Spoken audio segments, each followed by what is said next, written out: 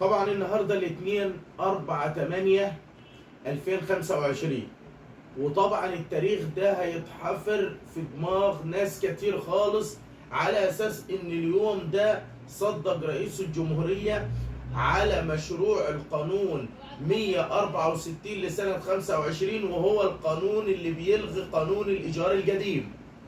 واتنشر القانون في الجريدة الرسمية، فأصبح في حاجتين مهمين لازم تعرفهم.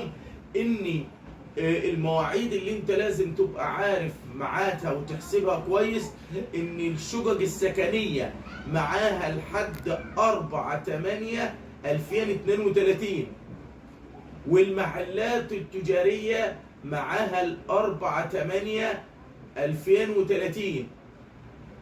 يعني النهاردة ابدأ ظبط امورك على ان لو شقة سكنية معاك 7 سنين وتخلي، لان ده هتبقى بقوة القانون. ولو محل تجاري خلال 5 سنين هتخلع عشان تظبط امورك على هذا المنطلق. ولكن في سؤال كان بينتابني الناس اللي كانت فرحانة او شيء من الفرحة منتبهة، ان كان ممكن رئيس الجمهورية ما يمضيش وما يعتمدش وما يقرش القانون الجديد، وبيقولوا انه لو الرئيس الجمهورية ما اقرش القانون هيعتبر القانون لاغي.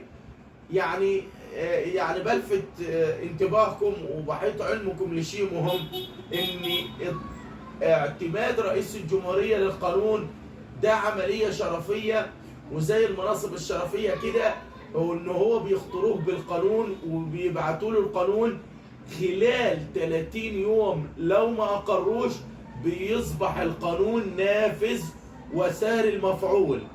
يعني سواء اقروا او ما اقروش ما بيمنعش صدور القانون طول ما اعتمدوا مجلس الشعب في جلساته واقروا ووافق عليه.